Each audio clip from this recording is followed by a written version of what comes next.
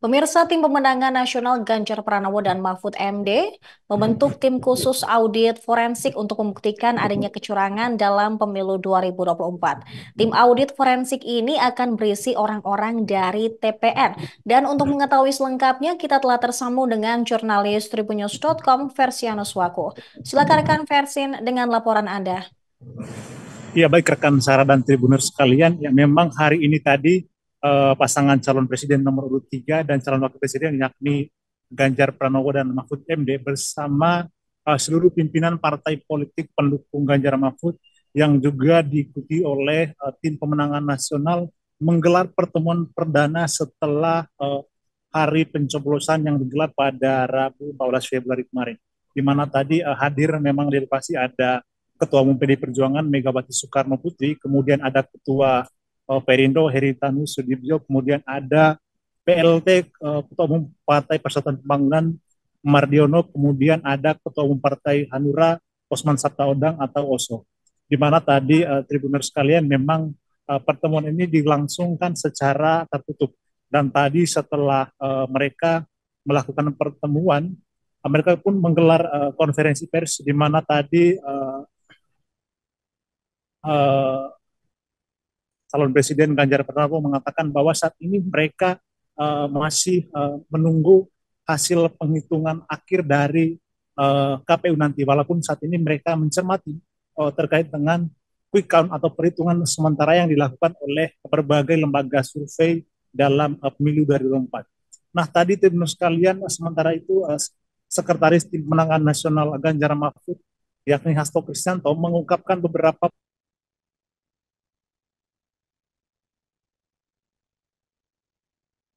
Baik, Versin. mereka akan membentuk tim khusus untuk mengaudit forensik hasil. Halo? Baik, Versin tadi sempat terputus. Sekretaris dari Halo? TPN tadi, maaf bisa diulangi Versin, sekretaris dari TPN mengatakan bahwa akan membentuk tim khusus? Ya baik rekan Sarah, saya ulangi lagi bahwa tadi setelah mereka melakukan pertemuan, Sekretaris Tim Pemenangan Nasional Ganjar Mahfud, Hasto Kristianto, mengungkapkan beberapa hasil keputusan mereka dalam rapat tersebut tadi, di mana salah satunya tadi mereka membentuk tim khusus untuk mengaudit forensik hasil Pilpres 2024.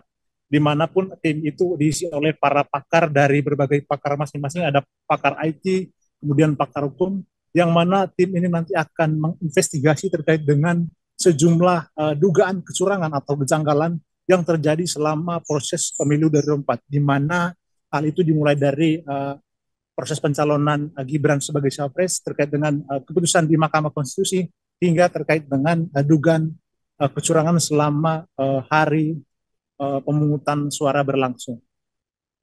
Dan tadi juga Ketua Umum Partai Hanura juga sempat mengomentari terkait dengan adanya kejanggalan dalam beberapa TPS di Indonesia, sehingga berangkat dari beberapa temuan-temuan tersebut, mereka pun membentuk tim khusus untuk mengaudit forensik terkait dengan hasil Pilpres 2024. Ya baik, sekian rekan Sarah dan Tribuners sekalian terkait dengan seputar hasil pertemuan dari pasangan calon presiden dan calon wakil presiden nomor urut 3 bersama tim pemenangan nasional hingga para ketua umum parpol pendukung pada hari ini di Gedung HIN Jakarta Pusat. Saya kembalikan ke studio. Juga telah menghimpun keterangan dari Sekretaris Tim Pemenangan Nasional Ganjar Mahfud, Hasto Kristianto, dan juga dari keterangan dari Ketua Umum Partai Pendukung dan Pengusung Ganjar Mahfud. Berikut tayangannya untuk Anda.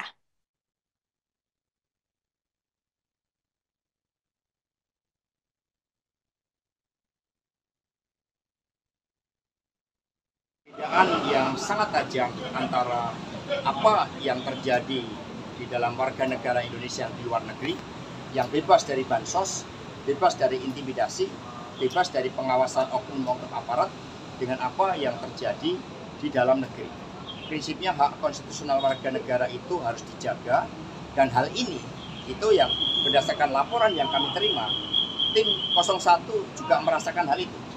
Tetapi masing-masing bekerja dengan independensinya masing-masing. dengan ruang lingkupnya masing-masing. Mas, kabarnya Pak Surya Paloh mau ketemu Bu Mega, Mas. Itu udah ada info resmi seperti apa terkait rencana tersebut? Kami belum menerima kabar terkait hal tersebut. Mas, meskipun masih quick count, tapi kan beberapa baris PDIP seperti datang dari NTT, bahkan di beberapa negara Eropa itu dibawa oleh Pak Prabowo. Ini ada tanggapan Mas? Ada Justru itulah yang salah satu anomalinya, karena pergerakan dari struktur itu sangat masif. Meskipun kami melihat bahwa elemen-elemen kekuatan penggerak dari PDI Perjuangan seperti kepala-kepala daerah dari kami banyak sekali yang dilakukan intimidasi dengan menggunakan proses hukum. Tetapi ini kan dirasakan, tetapi bukti-bukti materialnya, nah inilah yang kemudian dirumuskan oleh tim khusus TNI.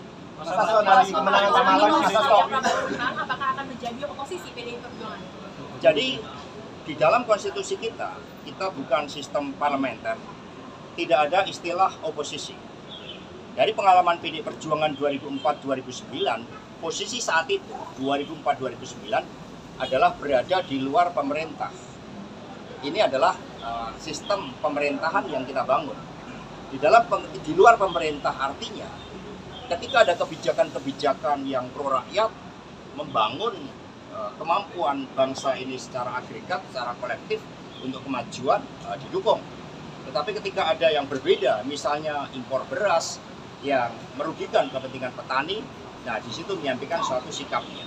Nah terhadap sikap-sikap politik itu tentu saja belum tahapannya ke sana, karena tahapan saat ini adalah mencermati seluruh proses rekapitulasi penghitungan suara dari KPU yang nantinya akan dijadikan sebagai basis pengambilan keputusan terkait dengan penetapan pasangan calon terpilih. Mas Hasto, tadi pagi Presiden Jokowi mengatakan bahwa ini disebut karena adanya Jokowi efek. Apa Mas Hasto setuju? Jadi kita ini membangun people effect. Ya, kekuatan kolektif Indonesia sejak dulu tidak dibangun oleh kekuatan orang per orang. Terlalu berbahaya kalau republik ini bertumpu pada kekuatan orang per orang. Sehingga yang ada adalah suatu penggunaan dari instrumen-instrumen negara dari hulu ke hilir. Mas Hasto, narasi kemenangan semalam ini juga ditutup dengan ajakan merangkul semua pihak, Mas. Nah, PDIP dari hasil real quick count ini menjadi salah satu partai yang kembali memenangkan pemilu. Apa sebenarnya respon dari ajakan rangkulan tersebut? Ya sebenarnya apa yang ditargetkan oleh PDI Perjuangan untuk menang 3 kali berturut-turut terkait dengan PDI Perjuangan berdasarkan rekapitulasi internal kami mendapatkan kepercayaan rakyat. Tetapi tugas kami kan juga mendorong bagaimana partai-partai politik betul-betul mendapatkan suara sesuai dengan dukungan rakyat tanpa adanya suatu anomali atau suatu hambatan-hambatan secara sistemik terhadap upaya untuk mendapatkan suara dari rakyat itu. Nah sehingga ketika ada pihak-pihak yang kemudian menyampaikan pidato kemenangan, menyampaikan berbagai janji-janji manis, tentu saja itu terlalu dini. Karena tahapan kita sekarang belum ke sana, kita mengawal bersama-sama agar suara rakyat betul-betul bisa dipertanggungjawabkan sesuai dengan apa yang dikehendaki rakyat. Artinya jika hasil pemilu ini tidak legitimate, berarti PDIP tidak akan merespon ajakan rangkulan tersebut, Mas. Ya inilah yang akan menjadi tugas dari tim khusus. Karena seluruh indikasi dari fakta-fakta yang diangkat, ada persoalan terkait dengan legitimasi pemilu, terkait dengan legalitas calon yang saat ini masih ada gugatan di PT UN. Nah, sehingga kesemuanya itu dicermati dan nanti akan sampai tiba waktunya untuk menyampaikan suatu sikap politik terhadap keseluruhan hasil dari Pilpres ini. Karena berbeda antara Pilpres dan Pileg. Pilpres ini lebih kepada bagaimana tampilan tokoh-tokoh calon presiden dan calon wakil presiden kita. Sementara caleg merupakan akumulasi dari mesin partai dan juga pergerakan calon anggota legislatif dikombinasikan dengan partai ID. Mas Hasto, tadi pagi Pak Presiden Jokowi mengatakan jangan berteriak ada kecurangan pemilu, laporkan saja ke Bawaslu dan MK. Ini seperti apa tanggapan dari PDIP? Ya, itu suatu sikap normatif. Kan di dalam praktek kita tahu ketika kepala desa dimobilisasi, kemudian mendapatkan ancaman pelanggaran-pelanggaran nyata, itu kan sudah ada suatu proses di mana pada akhirnya banyak pihak yang menilai, meragukan terhadap independensi dari pengawas pemilu. Maka sekarang ini rakyatlah yang juga menjadi pengawas, kelompok-kelompok pro demokrasi menjadi pengawas, dan di dalam politik itu berlaku bahwa benar tidaknya suatu politik itu akan ditentukan waktu kemudian. Ini yang kemudian harus kita lihat bersama-sama. Mas Sekjen, apakah tadi dievaluasi? Karena kalau tadi dibilang partai pemenangnya PDIP, tapi Mas Ganjar dan Prof. Mahfud masih di bawah dari 19%. Kami fokus pada pencermatan atas rekapitulasi dan kemudian pembentukan tim khusus yang akan melakukan audit secara menyeluruh, ya, berdasarkan bukti-bukti material yang ditemukan oleh tim khusus dari laporan-laporan awal yang saat ini terus dikumpulkan. Download Tribun X sekarang, menghadirkan lokal menjadi Indonesia.